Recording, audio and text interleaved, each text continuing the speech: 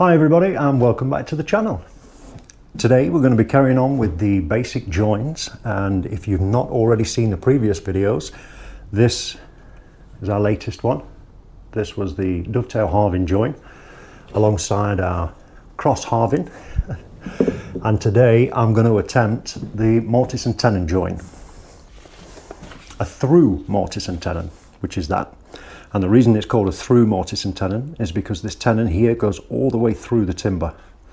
I'm not sure if we're going to bother with the wedges, but we're definitely going to be producing this. Okay. Right, so first of all, we are going to need mallet, saw, chisel, mortise gauge, mortise chisel, ruler, square, pencil, and 2 pieces of timber. So as always, I'm going to identify on this timber where I want to make the join. Okay, so this one looks pretty good. There's no knots on that, so I'm going to use this one for the mortise. And this one here, the grain's a bit wavy there, you see that? But it should be okay, because to produce the to produce the tenon, I'm doing it all with a tenon saw anyway, so I'll be fine with that. Okay, so we'll concentrate on the tenon first, and we start, as we always do, like that, and then put yourself a dot there, just like that. Now, take those marks all the way around the timber,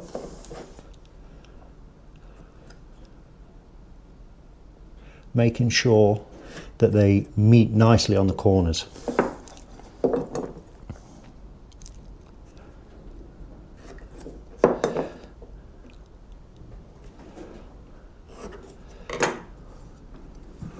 There you go. Happy with that? Good. Right. Now I've got to divide this section of the timber here into 3. So let me measure that. 34. It's not really going into 3, is it? Do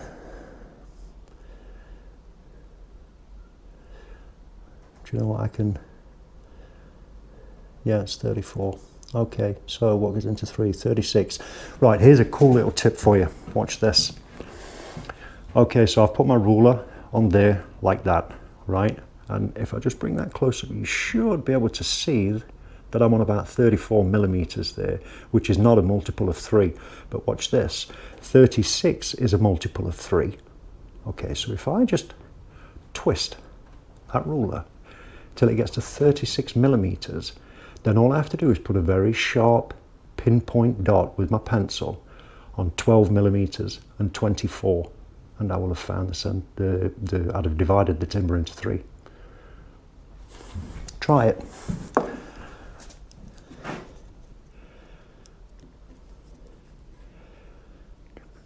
My old tutor taught me that. Bill Pearson in 1999.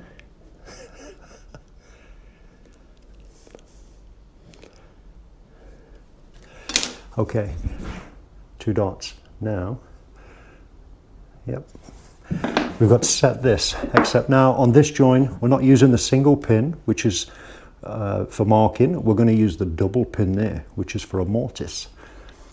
So this one moves. So what we've got to do now is make sure those 2 dots line up with these pins on both edges, and we know we've done it. A little bit tricky, a bit fiddly, but definitely worth taking the time to be as accurate as you can. I'm not really helping, I'm upside down. Right, let's have a look at that.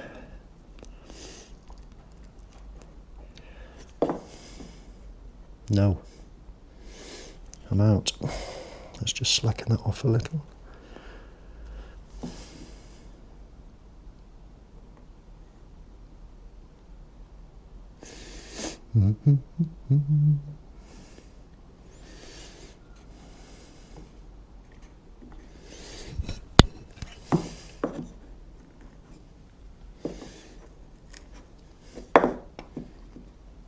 Yes. Okay. Take your time on that, setting it up. And then, as we always do, just nice and lightly. What's that? Just nice and lightly, just drag it up the timber.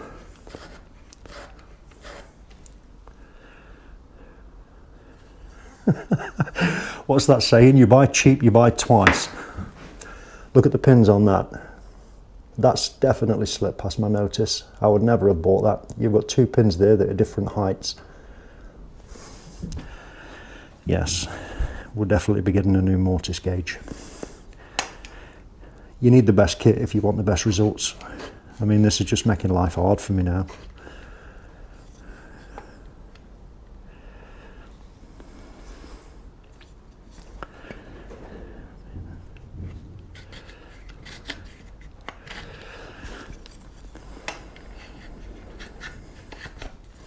It's still good enough for what we need.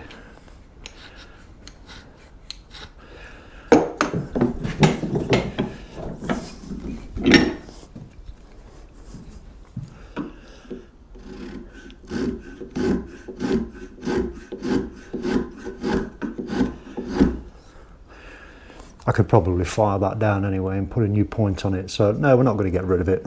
We're going to persevere. Okay, there we go. Mortice gauge, making those two lines all the way around that match up with my pencil lines. Now, this is really important. The amount of students I've seen cut out the wrong piece of wood, and I've done it myself as well. So, mark the pieces of wood like that you're going to remove. Even do it on the side edge as well. One lapse in concentration and you can easily cut on the wrong mark. But if you do that, the chances of you now getting it wrong is virtually nil. Okay, and what we're gonna do with this, we're gonna use the tenon saw, straight down there, across there, take those two bits of waste out, and that's our tenon. Let's go for it.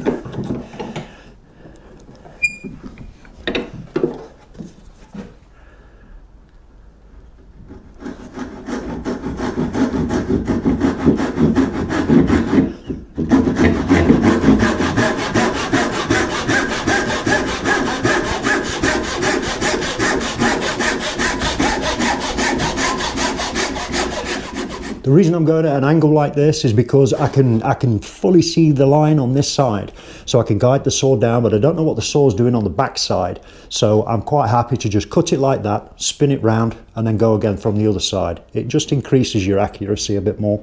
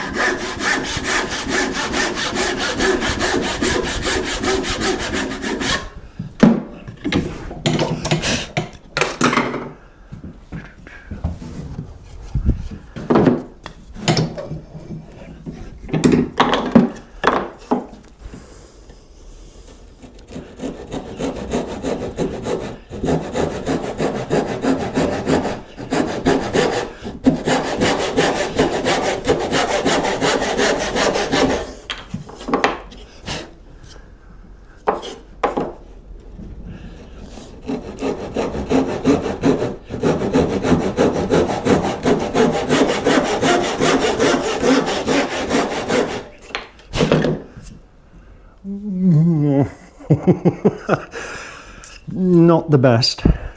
I can just tell on these two shoulders here, they're not quite eyeing up, but that's okay. That's okay. We can always just tickle it up with a chisel. Well, I've not done one for about 18 months, so yeah, that's not bad. I'll tell you what, let's pretend it's good and just carry on. There, right, the Mortice.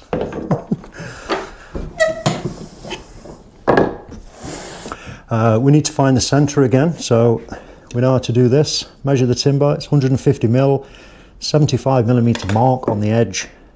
Put it there as well. Same again on this. Find the center of that tenon. So it's 46 millimeters.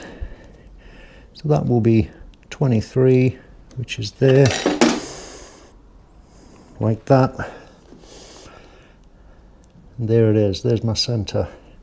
One dot on that corner there. One dot on that corner there. Okay, now we need to transfer these marks all the way around onto the back side as well, because we're going to produce a mortise, which is a square hole, through this side, but it's got to go through perfectly and marry up with the same measurements on this side. So really take your time at this point and make sure your pencil lines match up.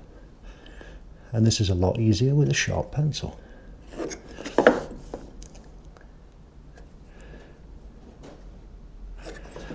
Good. Now this one.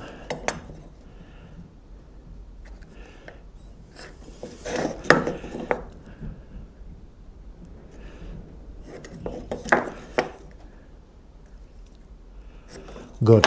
Right, mortise gauge. Let me just check something here. Okay, so mortise gauge back on. Now I'm not sure if I need to adjust this any. I'm not going to bother at the minute. I'm going to just continue. This is still set from when I used it on this. So technically speaking, those two lines there are the width of this tenon. So I'm going to put the same two lines on here and make it the width of the mortise as well. Nice and light with my dodgy pins. We're only one side scoring. Good. And again there.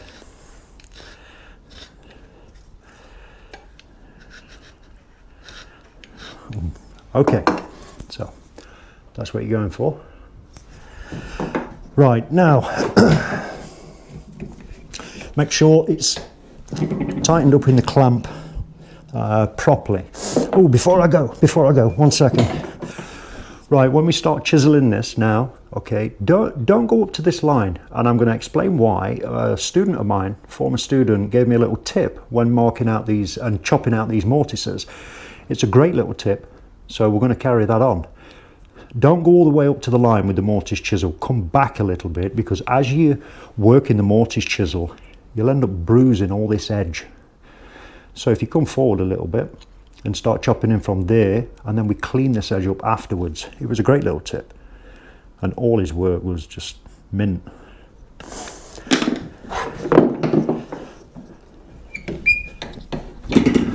Right, okay, sharp chisel, mortise, coming out. Now, when you're chiseling these out, you want short, sharp blows.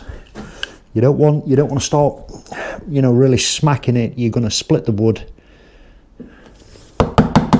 And to begin with, just go round your marks carefully.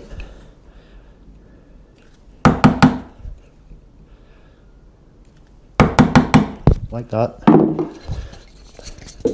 Make sure your chisel marks like that meet up in the corner. Make sure you really have cut that wood so you've got a true 90-degree corner, and then the wood should come out a lot easier. When you're chiseling and taking the wood out, you want it at that angle, not that. That'll just dig into the wood, but this will lift the wood as you're chiseling. Like that. Like that. Right. Once you've got this first section out here, you can be a little bit more aggressive when it's time to take this out.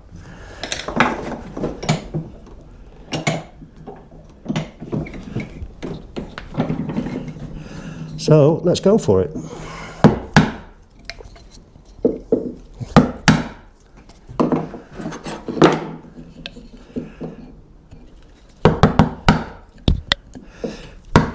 And we only want to go just past halfway. You would never keep going until you reach the other side. you'll just split the wood. So nice and easy. It's just a little bit at a time.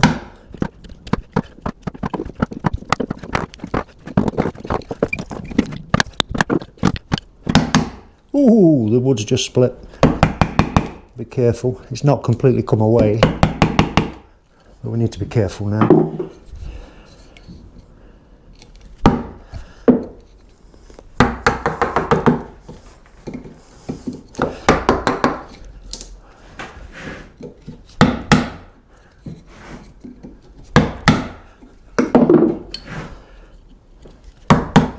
Tell you what we'll do.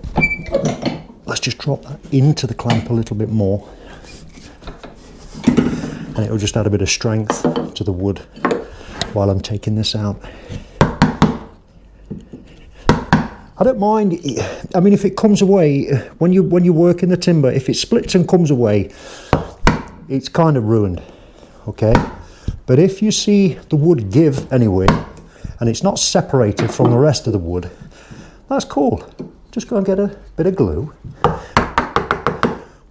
Put the glue on something small and thin, like a pin or a nail head, and then just ease it apart, put the glue in it, put a bit of tape around it, and repair it. This is how you get to know the limitations of your material, what you can get away with, what you can't get away with, when something's beyond repair, or when something just needs a bit of TLC. And it's just having the experience to know which is which. Okay. There we go. Now, when you've chopped out the mortise, the timber inside there is always going to be a little bit coarse, a little bit rough. There's not a great deal you can do about that. You could make a sanding pad that goes in and cleans it up, but we may not need to. Right, what I'm going to do now is I'm going to bring my mortise chisel up to these edges here now and clean out the rest of this waste. Same there, and then try and tidy up the inside a little bit, and then we're going to give it a test and see if we've done it. So, wish me luck. Here I go.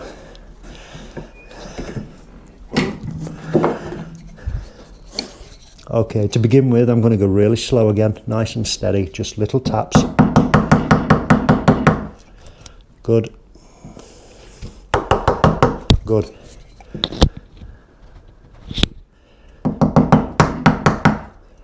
Good. Okay. Done. Spin it over, do the same on the other side.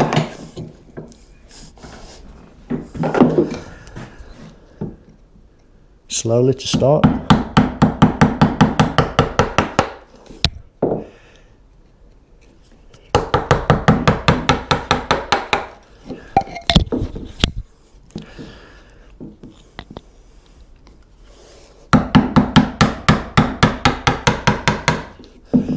Right, okay, we're there. Now, just want to clean it up.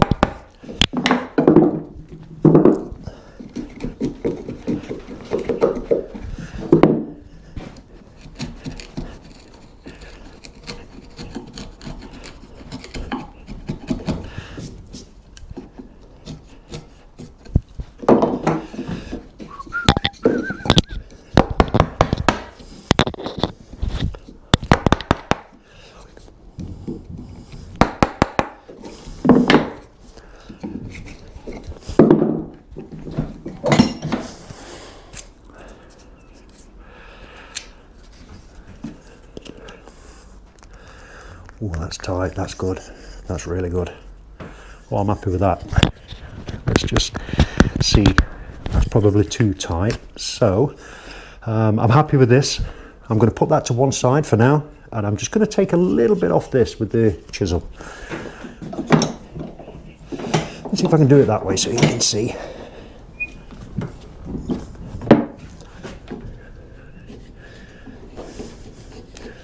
Yeah, that's good. Again, keep your hand back from the edge of the blade, keep the chisel blade itself flat, and if you keep the chisel blade true and flat, the blade itself will find every discrepancy on this tenon. All you have to do is keep it flat.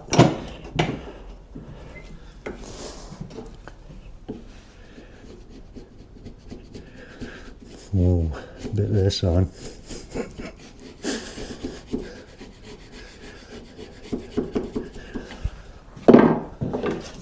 Okay, just a little bit more with the saw there, just to break that.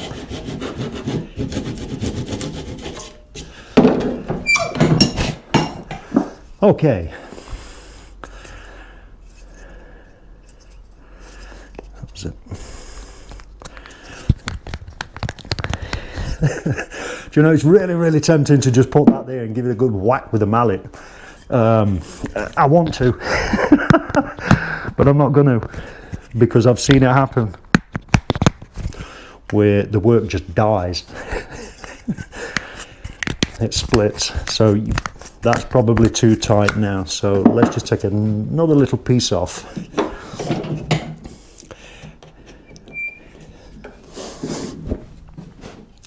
It's quite common once you've made your join and you do your first dry assembly to just make these little tiny alterations. This is completely normal. I think there's only one person I've seen do these joins and get it right spot on first time, and that would be the head of the joinery department at the last place that I worked. That guy was amazing. Aren't you, Martin? I've watched him make some cool things. Okay, let's try that. Tell you what, I couldn't resist it.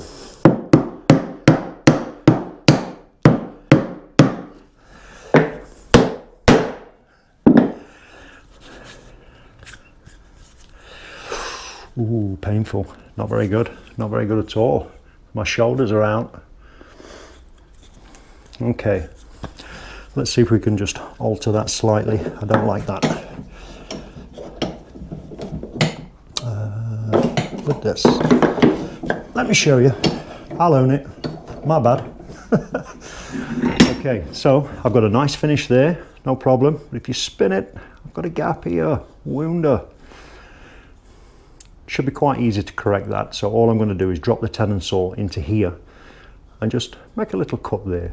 So how did that happen? Well, it could be a combination of my marking, my cutting, but you see the difference, just a miller or two makes. So let's see if we can correct that.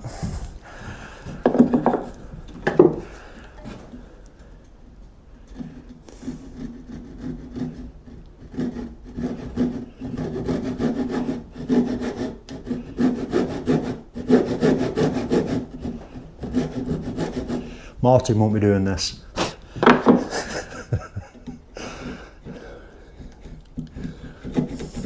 And neither would Harry. Just me.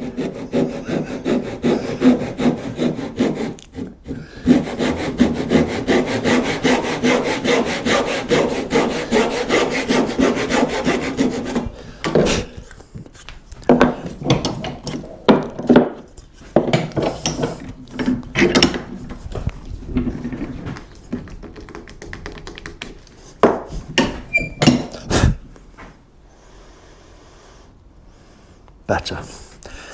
Right, I just need to clean that corner up and we are done.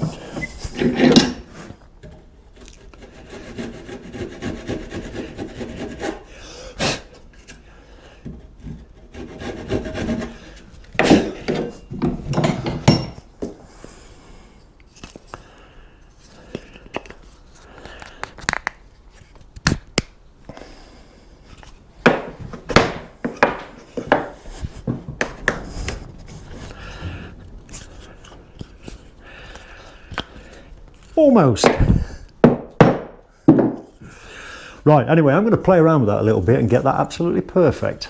So by the time you see it on the next video, it'll be sanded up and perfect. So there we go. Eee, not too good. And that is a mortise and tenon.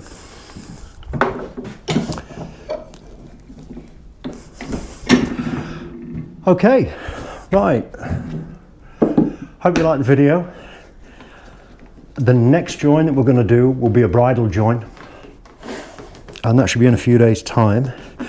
So as always, thank you for taking the time to watch the videos, and if you think that this could be a benefit to you, then please subscribe. If you think that this could be another tool that you could use that will help you get through college, then I'm more than happy to keep churning out these demonstrations for you. So thanks again for your time. Take care of yourself, take care of each other, and I'll see you on the next video. Bye.